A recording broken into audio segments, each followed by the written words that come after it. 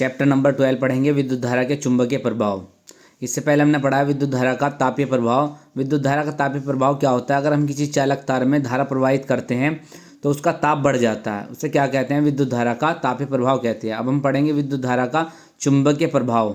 तो पहला क्वेश्चन होगा विद्युत धारा के चुंबकीय प्रभाव से आप क्या समझते हैं?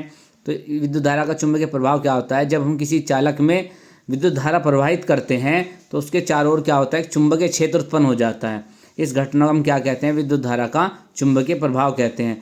जैसे हम एक तार लें, इसमें विद्युत धारा प्रवाहित हो रही है तो इसके चारों ओर क्या होगा? एक चुंबकीय क्षेत्र उत्पन्न हो जाएगा, तो इसे हम क्या कहते हैं? विद्युत धारा का चुंबकीय प्रभाव कहते हैं। ये कोई चालक तार है, इसमें धारा प्रवाहित हो रही है तो इसके चालक की ओर क्या चारों ओर क्या होगा? एक चुंबकीय क्षेत्र उत्पन्न हो जाएगा, उसे क्या कहते हैं? हम चालक विद्युत धारा का चुंबकीय प्रभाव कहते हैं।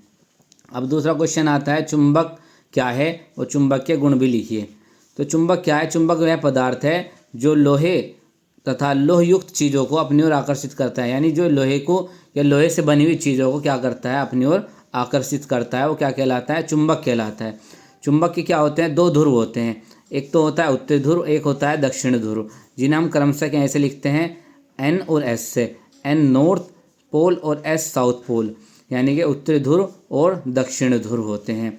अब चुंबक के गुण पढ़ेंगे।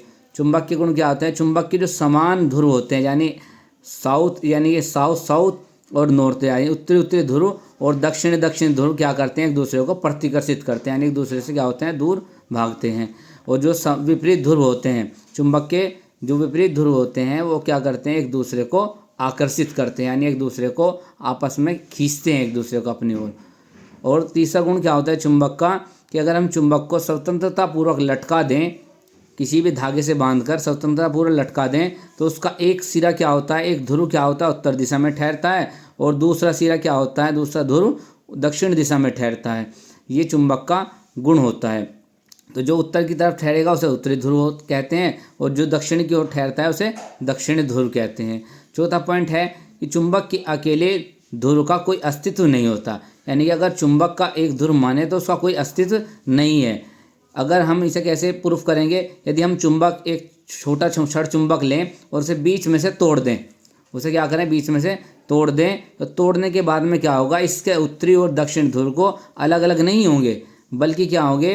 प्रत्येक भाग एक चुंबक बन जाएगा। जिस तरीके से हमने एक चुंबक हमारे पास में है, ये मान के चलते हैं चुंबक है, ये एन सिरा है यानी उत्तरी ध्रुव है, ये क्या है? दक्षिणी ध्रुव है।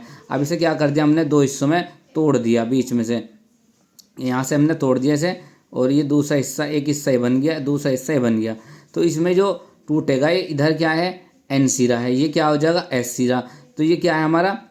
एस यानी कि दक्षिण ध्रुव, ये क्या होगा? एन यानी उत्तरी ध्रुव। तो दोबारा तोड़ने के बाद में फिर क्या होगा? पुनः एक पूर्ण चुंबक बनेगा। इसी तरीके से अगर पुनः इसको भी तोड़ दें, अगर दोबारा से फिर तोड़ते हैं, ये एन हो जाएगा, ये एस हो जाएगा। फिर पुनः इसे तोड़ते हैं हम,